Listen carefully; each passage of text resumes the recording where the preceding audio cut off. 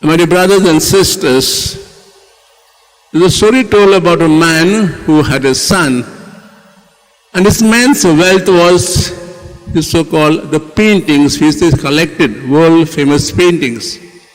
And this son is said to have befriended a beggar, whom he would help time and again. And this son had a premature death. And this beggar, in a way, felt a little very sad or bad. But then he did something beautiful. This beggar drew the portrait of his son and then presented it to his father. The father loved it so much that he kept it along with other paintings, other world paintings. The father too died. And father had made a will that all his paintings should be auctioned, beginning with a painting of his son's portrait drawn by the beggar. And so there was a large gathering of people who had come to buy those paintings. But they knew that they were world-famous paintings.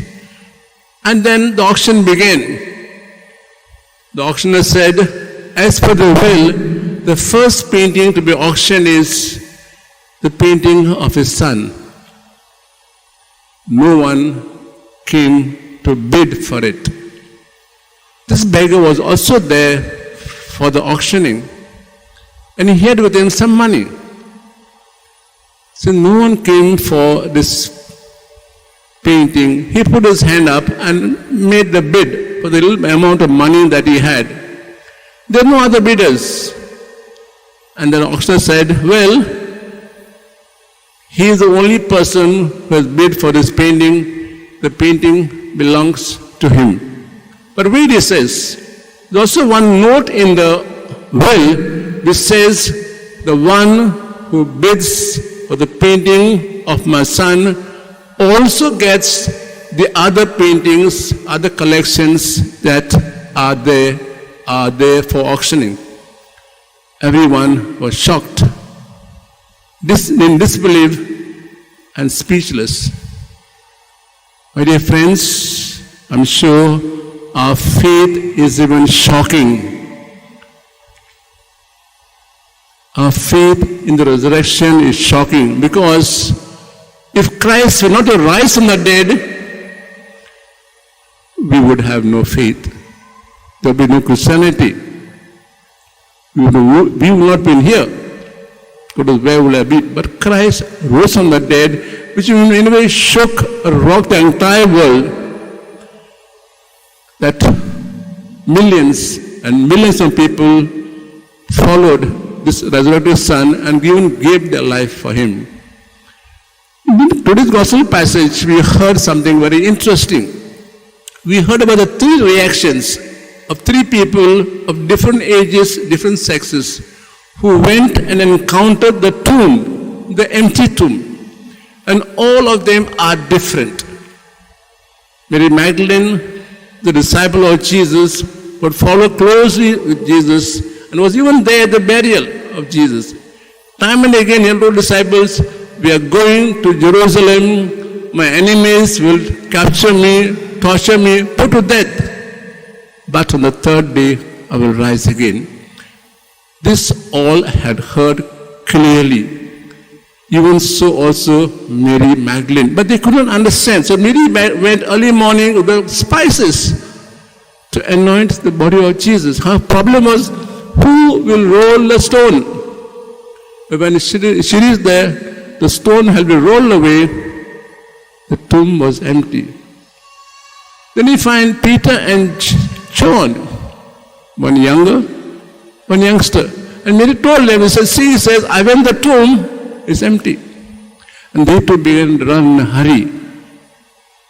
John reached first, being a youngster. He looked in and came out. Peter also looked in, peeped quietly, secretly, very minutely, and he saw there's no body here, only the linen cloths. John went and looked in. It is said he believed that his master had risen. Why these three different reactions? The message was told to everyone that he will die and rise again. Perhaps Mary also heard this. Of course she heard it.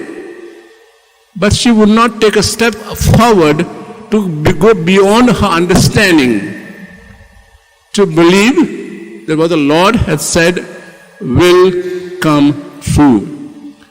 To be at times believe that, or we believe to change our mindset, or we're so blocked in our own way of thinking. When we are told there's a truth beyond us, things beyond us are better than us, we say no. We know only so much. We can't go beyond. That was the fate of Mary Magdalene. She could not go beyond her understanding. Though time and again she was told, and now she saw the tomb empty. Peter's reaction was also different. He was told to be the head of the church. He had said, "You are the Christ, the Son of the living God." When asked, "Who do you say that I am?" He had told Jesus, "I will die for you."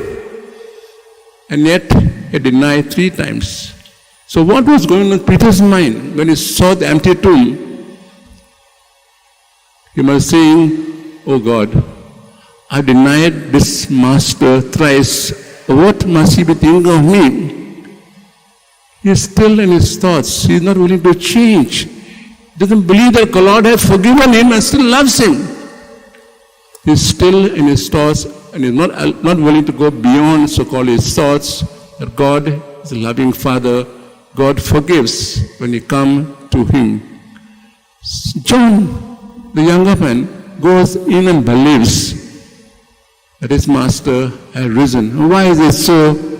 Because he had reflected much about what Jesus had been telling them, that he will rise on the 3rd day. He had gone beyond so-called his way of thinking. Can we ask ourselves, where do we fit in?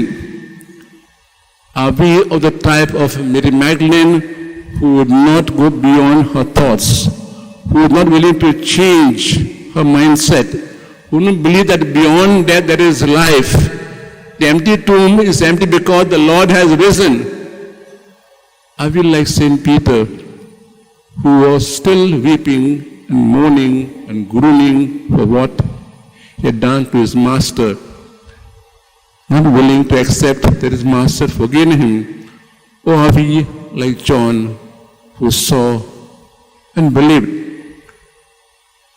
Believing is seeing, or is seeing believing? We say, when we see something, we believe. But do we believe without seeing? We pause for a while and ask, Lord, bless us today as we celebrate resurrection. Your rising has brought us new life. Let me share this life with those around us. Let me be a missionary in my own house first, but being you to my family. Let me be a missionary around the society where I live, where I proclaim that you have risen by a life of love, mercy, kindness, and forgiveness.